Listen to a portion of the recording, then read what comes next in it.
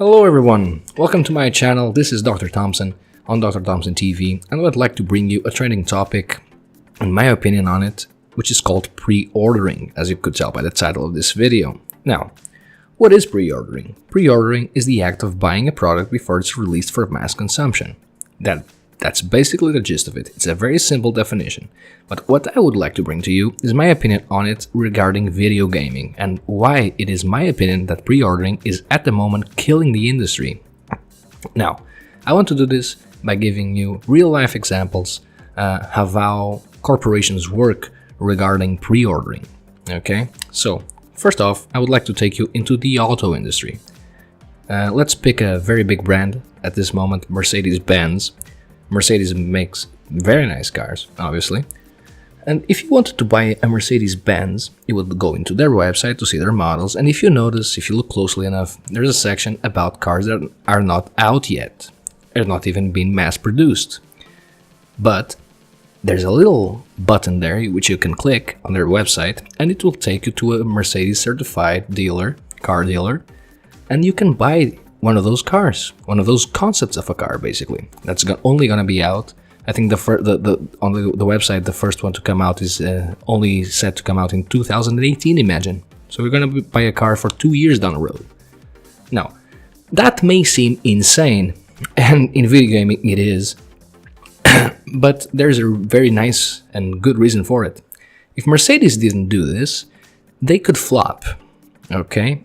Now, take into consideration how much money it costs to build a car in research and development and materials, space for production, workforce, all of that. It costs an absolute insane fortune. It costs so much money to just think about to make a car. It costs a lot of money just on research alone, let alone the mass production side of it. So, what does Mercedes do? Mercedes puts their car for pre-order. And what does pre-order give Mercedes? Well, pre-orders give them a rough estimate of how many units the car will sell. Now, if the first pre-order numbers, let's say in the first year, the car is up for pre-purchase, are not that great, they'll just refund you the money and be done with it. Okay, and just cancel that model, that specific model. But if the numbers are relatively nice, they will probably produce the car, and this gives what is known as an estimate. Okay, imagine they're supposed to sell 1 million models of that car. Just a fake number, obviously. I'm inventing this number in the moment.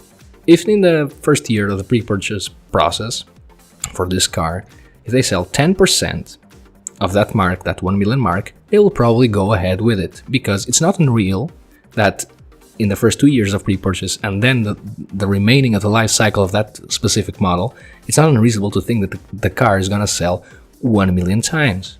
It's a perfectly reasonable assumption. So what does this translate to video gaming? It's very simple.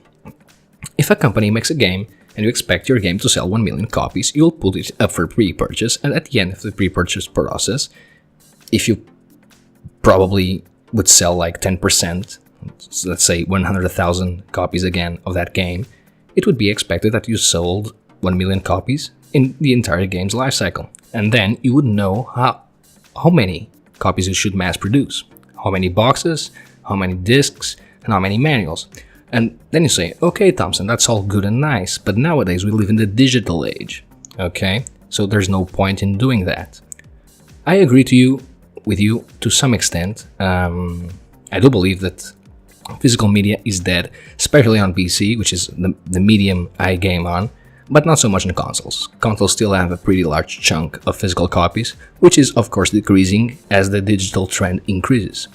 Now, when did the non-existence of pre-orders kill the industry? Because there was a time that the lack of information on how many copies a game would sell literally killed the industry.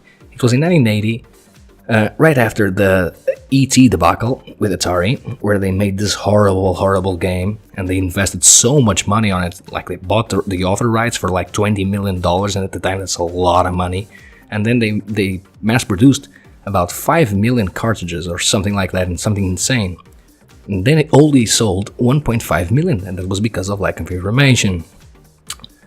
So, what happened to the remaining of the copies that were buried in the desert? As you probably know, this is a very trendy story. At least it was a few years ago. There was even a movie made about it. And those copies, those cartridges, were just left to rot in the desert.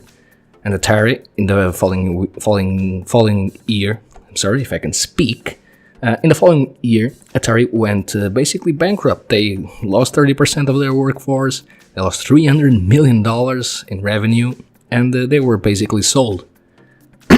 And in '83, the video game industry just crashed. Okay, it just went to shit. And then NES and Nintendo made the industry great again, just like Trump's gonna make America great again. If we fast forward to the early 2000s, we can see retailers adopting this pre-purchase method.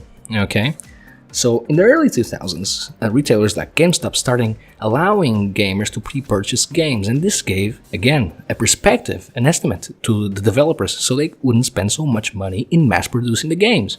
So they would save money, and if there was a case that their game was doing really, really good during the pre-purchase process, they could just amp up the production and guarantee that at the release date, there were no gamers that had no game to buy. So imagine you want to buy a game, they underproduced that game, you would like to go to GameStop and pick it up, it would be out, it would be out of that product. So that's money the company is losing for not having enough copies. So they can adjust with a pre-order information. Now, how is this hurting the industry in 2016? As I said before, digital era is here and it's staying, and it's the most practical way to buy video games right now. You buy them on the internet, you don't even have to leave the couch or your desk or whatever you're on. You just do 3 clicks and you're already playing it. It's amazing. So, why is this problematic? Well, at the moment, it makes no sense, at least on PC, to pre-order anything, because the information they get is already there. They don't need to mass produce and spend money on that. It's not like they're gonna mass produce 10,000 copies of a digital item. Digital items are mass produced. They just give a copy to Steam and Steam makes it available for us to download. That's how easy it is. It's just a copy on the server, you download it, simple, okay? Not much to it.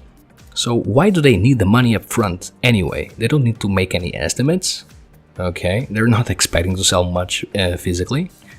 So they get these little gimmicky bonuses. They give us, like in Mortal Kombat X, if you remember correctly, they tried to make us buy the game beforehand with the Goro card. If you wouldn't buy the game, Goro wouldn't be available to you after release. That's a really cheap trick to use against against the gamers, against their clients, their customers, and the consumers. Now, we fell for this time after time after time. Even I recently fell for this. It was the last time, I swear. I pre-purchased Mafia 3 on the basis that there never was a bad Mafia game, and I got bit in the ass so hard. Mafia 3 sucks the ever-living ass as a game. It's just awful. In my opinion, at least. Some people liked it, nothing against that, but for me, it just didn't work. The gameplay is too repetitive, that's a fact. There's no way getting around that. The story may be good or not, depends, it's really subjective on the way you see it. Some people like the story. I personally didn't find it all that enticing, and I have now a 70 euro investment that's not really doing anything for me, right? So in 2016, as I was saying, there's no point in pre-purchasing. The numbers are there on the release day. If the game is good, people are gonna buy it. If the game isn't, people ain't gonna buy it. And there's no problem for the developer whatsoever. They just spent money on research and development, but it's a business. They're running a business, obviously, and they want to make money.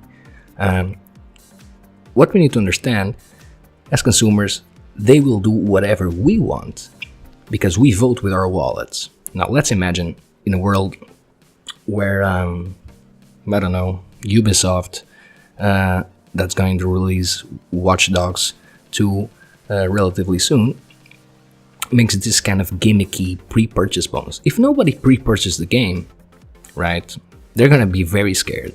The next time they won't do the same thing.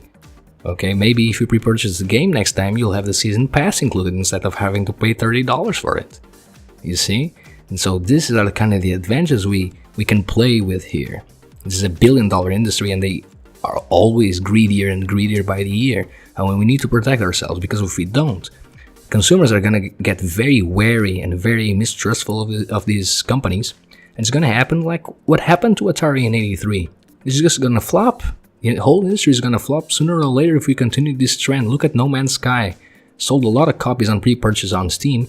After 5 days, the game was absolutely dead. Nobody was playing it. It sucked. They hyped it and hyped it and hyped it, and it made all their money during the pre-purchase process. Hello Games came out of that with a profit, probably. They sold so many copies on PC alone. PC alone should probably pay for the R&D of that shit. So you see, it is a complicated matter, but it's a very uncomplicated matter to resolve. We just need to stop. Just stop whatever you're doing. If you were going to pre-purchase whatever game is coming out, don't. Just don't. Wait for the release day. If you really want to buy the game, buy it on day one. We need to discourage the pre-purchase idea. Now, if you're gaming on a console, I still believe to some extent that pre-purchasing is fine if you want to guarantee your copy at day one. But wait for a preview or a review if you can. Okay, obviously some titles are gonna sell out on the first day. Imagine Red Dead Redemption. Okay, physical copies are just gonna go like that. Very easily, we're gonna sell all of them very easily. But on the other hand, it's a Rockstar game. We know it's probably gonna be good, but I'm not making any promises here. We never know nowadays. So this is my 2 cents on the matter. I would like to hear your opinion. If you could be so kind to write it down below in the comments. Also, if you like the video, like it, and if you like this type of content, subscribe to my channel. There's more content like this coming out soon. With that being said, this is Dr. Thompson TV signing out. Don't forget something really important. Buy the ticket, take the ride. See you guys.